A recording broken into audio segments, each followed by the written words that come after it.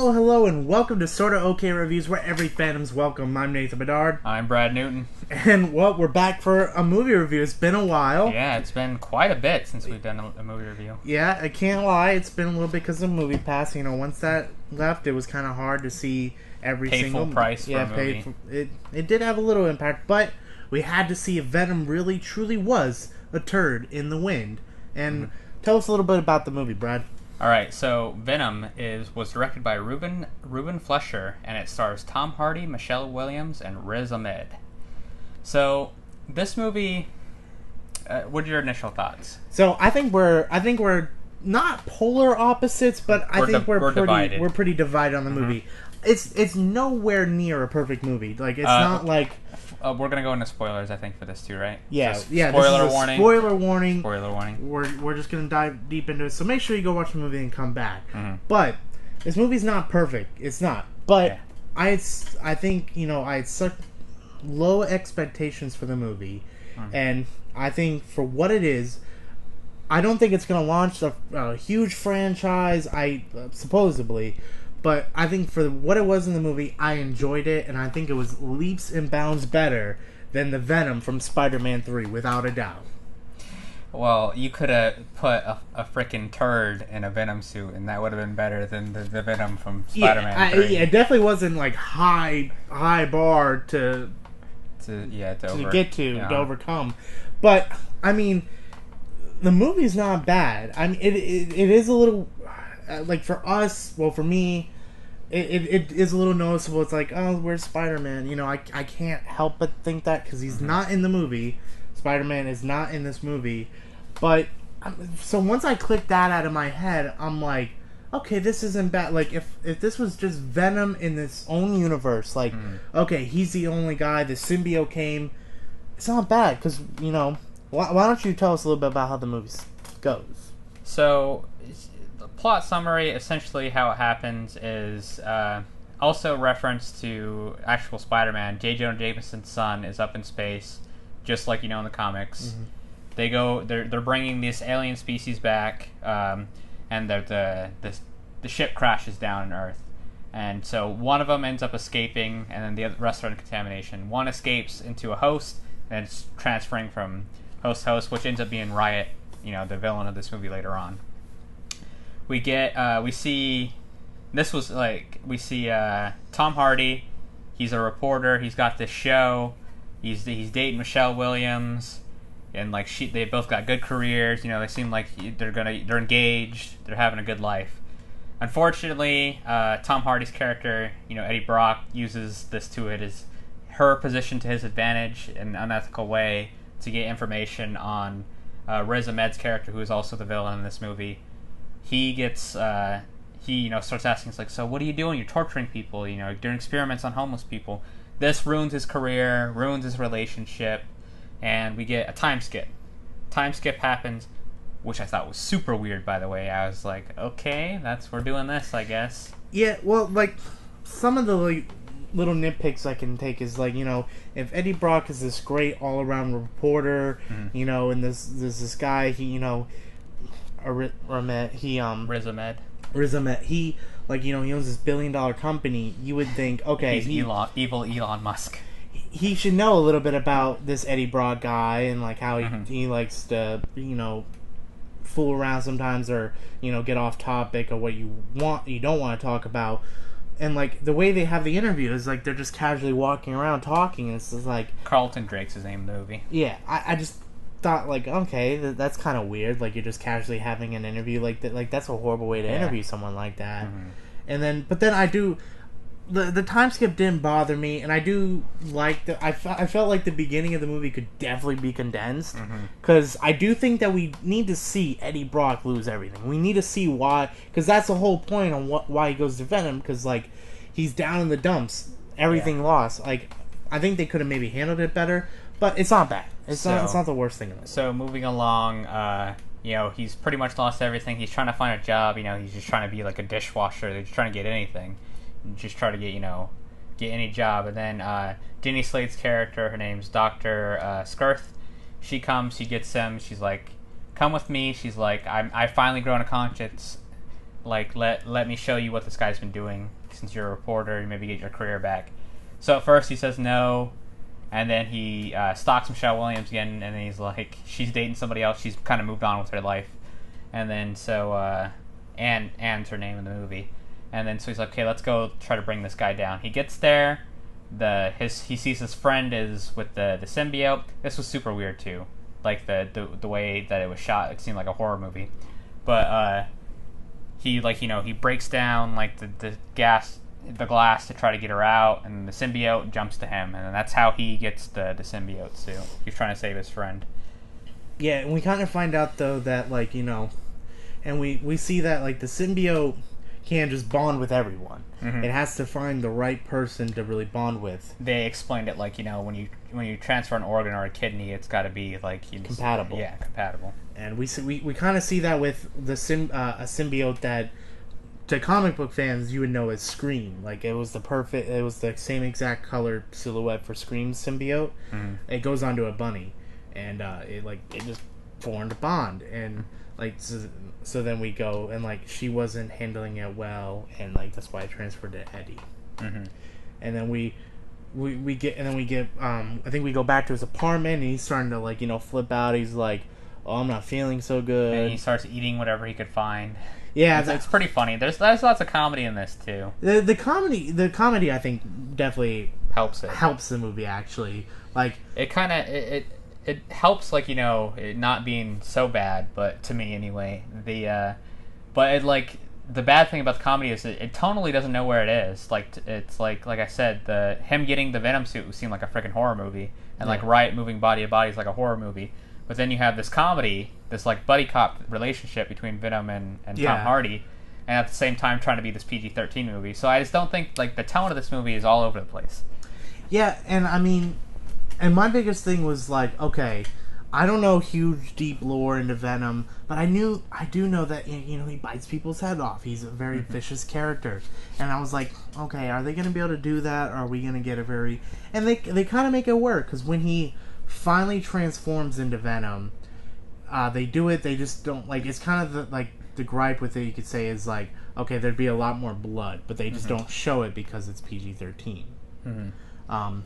They do it strategically. When he does something, they don't really show it, and if they do, they halfway show it, or they cut away. Yeah. If he eats somebody, it's they cut away to somebody's reaction of him. They don't actually show it. Yeah, and so the Life Foundation, once they find out that the symbiote's gone, which this is kind of a little gripe with me, is he's like, oh, who did it? Who did it? It's you're kidding me. This $1 million research place doesn't have a camera, or the doctor used her key. You should be able to know. My thing immediately. Is when they're chasing him on the motorcycle later, and they figure out that it is him. It's San Francisco's blowing up. There's a terrorist attack happening right now. Nothing ever comes of it. Oh, and another thing, because I've been watching videos on other people's opinions on the movie. Mm-hmm. One of the videos I watched from the Popcorn Network on Marvel Movie News. She one of the girls that was on the show. She lives in San Francisco, and she said she noticed that, which San Francisco is the place where this all takes place instead of New York, which is weird. But she noticed that when they're doing the chase scene on the bike, they pretty much just go in a circle. Yeah. They film it to where you think that they should be far away, but really the place that he ends up crashing, they passed at the beginning of the thing. Well, it could just be, but I mean, I'm not too worried about that, because it's I have to turn this way because this car's here. I have to turn this way. They could keep cutting him off, and so he's just trying to get out however he can. So that doesn't bother me that much. But anyway, he's got the suit now. It's fully he's obtained symbiosis, and he's and the Riz Ahmed's character is he's yeah, this is the first person. He's I need him alive. Let's take him alive. And I remember he's trying to expose Riz Ahmed's character, so he's trying to go to his old job, his reporting place. That's where this happens, right? Mm-hmm. And then, this is where the relationship between Venom and Tom Hardy start to develop. This is the strongest part of the whole movie for me, Tom Hardy and Venom's relationship. And the action is not bad either. I'll say the action was I disagree. I The thought it only was the fun. only thing that I liked was the motorcycle scene. Everything else was just a CGI fest to me. Well, I mean, I don't know. Maybe the cop scene too. The cop scene was pretty fun too. I thought and the motorcycle scene. I thought the symbiote looked fine though. Like that's my thing. Is like it's CG. Like that's the thing. I thought it looked fine, but like I understand there's I just people thought that it was- work in like this, so they notice it better. But I mean, come on, people. It's like not everything's gonna be that high caliber. And I mean, if it takes you out, yeah, it's supposed to. Like, of course, it would probably take you. It's not real. Like they can't physically make it look so realistic because it's technically really not real, no matter what. It's like. Yeah. But I mean, I understand that there's been times when you've seen it and it looks so real, like Thanos. But it's just like the budgets aren't there that many times, so it's like I don't ever think about stuff like that because it's CG, whatever. As long as it's not like 1972 CGI, I'm fine. Which usually it's never that bad. Yeah, so,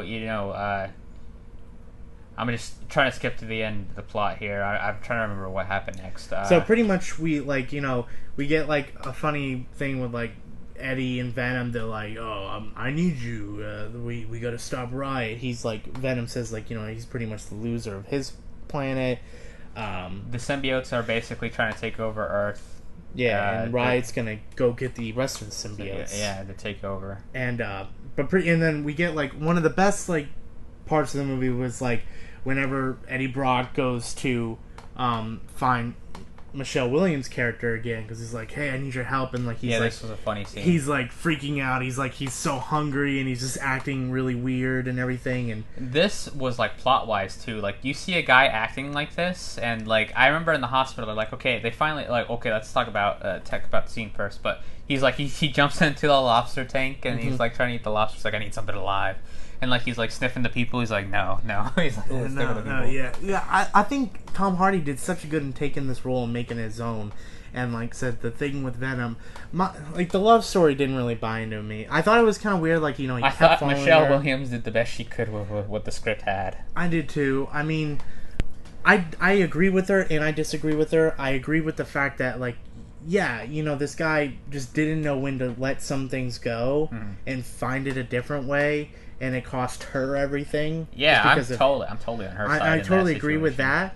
But then it's also like, come on, the guy was trying to prove that he was killing people or he was hurting innocent people. But like as a reporter, to your job standards, was he trying to do that, or was he just trying to get the story though? Because Eddie. Well, Brock's that's the thing, though. I think because Eddie Brock in the comics is not a good guy. Like, I mean, he's not the greatest guy. Like, yeah, no, but I mean, as a reporter, like that's your profession. You're trying to find that true story. So, like, she's a lawyer. She would go to great extents to get her case. So, like, she's got to at least understand it a little bit. Like, I mean, I get it to a degree, but it's just unethical and illegal, by the way, to look through case files that aren't yours. Yeah, but I mean that's the thing of journalism. Like you're trying to uncover a truth. Like if he would have looked through all that, didn't find anything, then he would have looked like but he clearly was hiding something, and he knew something about.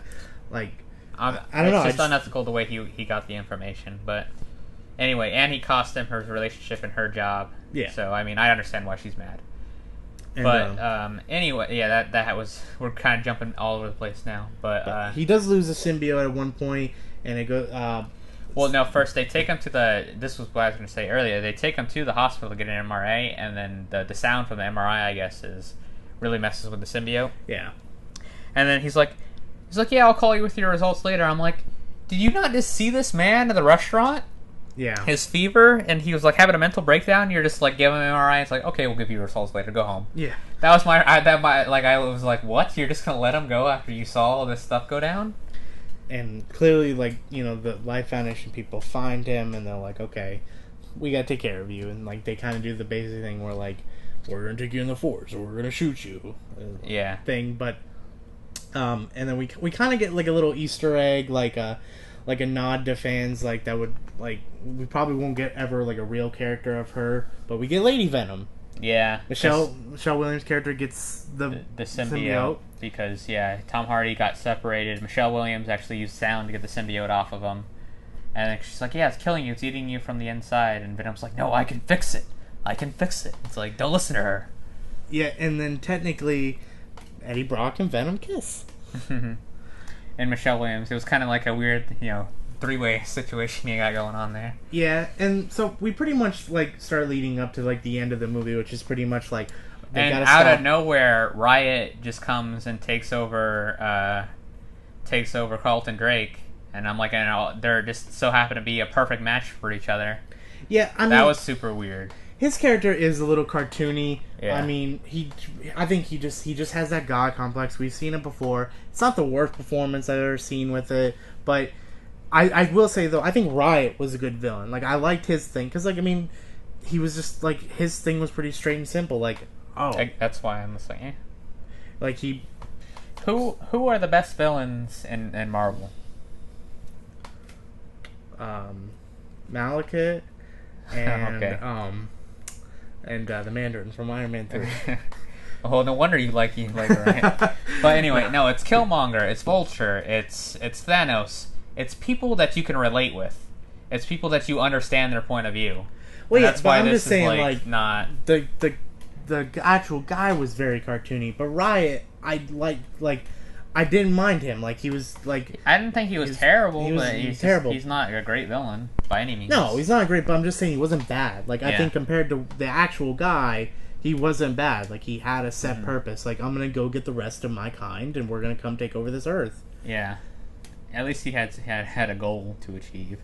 But so basically the end of the movie happens. Riot and Venom fight, and Venom's got to stop Riot from getting on the spaceship to go get the rest of the symbiotes. And they have this CGI fight that I didn't like, but you did. I did. It was something interesting. Like, you could see you could see them, like, the symbiote coming off of them, and the thing. I don't know. I don't think I've really seen too much stuff like that. So I was kind of captivated by it. I thought it was pretty cool. But anyway, and logically speaking, this is one of the reviews I saw for the movie too. Like, if you know that, because Venom says earlier in the movie that his weaknesses are sound and fire. I'm like, well, if you know the symbiote's weakness is fire, and he's getting in a rocket, why don't you just wait for him to get up in the rocket and then take it down, and it'll explode and kill him, because fire's their weakness. But anyway, they have their fight. He does get up in the ship, and that's essentially what happens. But he gets. You think Tom Hardy gets killed because he gets stabbed, and then Venom comes. Symbiote comes back on him, and then absorbs him, heals him, and then he destroys the rocket, blows him up. They do like a tease where Venom's like, "Bye, Eddie." They're gonna be. He sacrificed himself to save Eddie Brock. It was a quick turnaround for Venom too. Like, him going from "Too bad your Earth's gonna die" to 20 minutes later, "Let's go save the Earth together." That was kind of weird. I was like, I didn't care. I would have been more or less like, I just want you to survive because you're a good host. Yeah, because you're a good host, and I need to survive. So that's why I'm gonna help you save your planet, but not like, let's go save the planet. Yeah, that was like, that's not really Venom to me. I didn't feel that was deserved. It was just kind of random. Yeah. It's like all of a sudden he did a 180.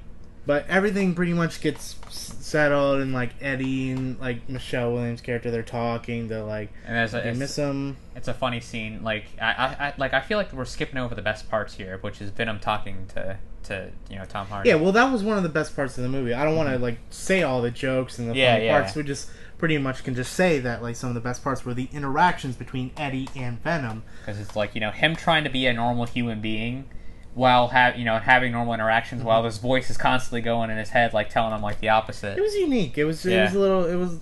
I liked it. Like I said, I think overall, Venom is still with Eddie, and like you see this funny scene where he pretty much tells him, he's like, "We're gonna kill the bad people, not the good people." Okay. And there's a dude that that was in the beginning of the movie that tries like taking money and taking advantage of store owners, and he pretty much eats his head. They cut away to her reaction to seeing Venom eat the guy. But so like, I don't know. I think overall, I think this movie is nowhere near perfect. But I mean, if we're not going to get Venom in the MCU anytime soon, I liked it for what it was. I would love to see another one, but I didn't have a bad time in the theater. That's my reaction to it. It's like, I don't think it was a good movie. I think this is a movie that you could But I didn't have a bad time in the theater. I think it's something you could put on in the background. Like, I want something to watch, but I'm gonna do some stuff around the house, but I want a movie playing. You could put it and you won't be like, I need to get... No. It's no Blade Runner. It's just fun. You could just put it on the background. Yeah. And then just real quick before we get to our final rating, there is an end credit scene. I loved it. I love probably the best part of the movie. Probably Woody Harrelson is Carnage. Like, Cletus thought it was Cassidy. weird that he didn't play in the movie more, but it's fine. I loved his take on Carnage. I'm excited to see. A little worried though still because I still think though Carnage you can't do PG-13. That's my preference. You can't do that character PG-13. But yeah, Woody Harrelson's a great actor. You just see, You just see it. And Venom broke October record for most money, so they'll probably make a sequel. They probably will. They got to see what the second week brings because I mean I think it's just like the character brought in the money, people not caring again because like it seemed like our theater liked the movie though because there was applause afterwards. Yeah, so. It seemed more like audiences are enjoying it more than critics. But the second week's going to tell us if the movie has legs because if it really drops, it's going to be like, okay, it was just an opening thing. Yeah. It's not really good, so. All right, let's get into our rankings. So it's been a while since we've done this. So let's start from the bottom. We have an F would be sort of awful. A D would be sort of bad. A C is sort of okay. And then a B is sort of good. An A is sort of spectacular. And then sort of perfect is 10 out of 10, A++, one of the best movies of all time. Yeah, buy the Blu-ray. Pretty much if we give it a sort of okay rating, we say go see it in theaters. Anything below that, Redbox, wait, don't bother. Don't bother. Yeah. Either wait or don't bother. So give me your rating. I'm gonna go sort of okay. I mean, there's enough in it to say that I enjoyed the theater experience in it, and I don't regret going to see it. But it wasn't a good movie. If you're expecting to see a good movie with strong plot, this isn't the movie for you. But it's fun. I mean, I didn't have a bad time, so I'm giving it a C, sort of okay. Yeah, and even though like I enjoyed it more than you, I'm still gonna give it a sort of okay review because I don't think it's like, oh man, I'm gonna go see this more than once in the theater. I can't I'm gonna look forward to buying on Blu-ray, but I had a good time. I'm okay if there's a sequel. I'll go see it. No, but nothing really to rave and talk about. Like, we need multiple this, and so I'm gonna give it a sort of okay rating. So yeah, final thoughts for me. If you're a fan of Tom Hardy, if you're a fan of Venom, you should probably go see it.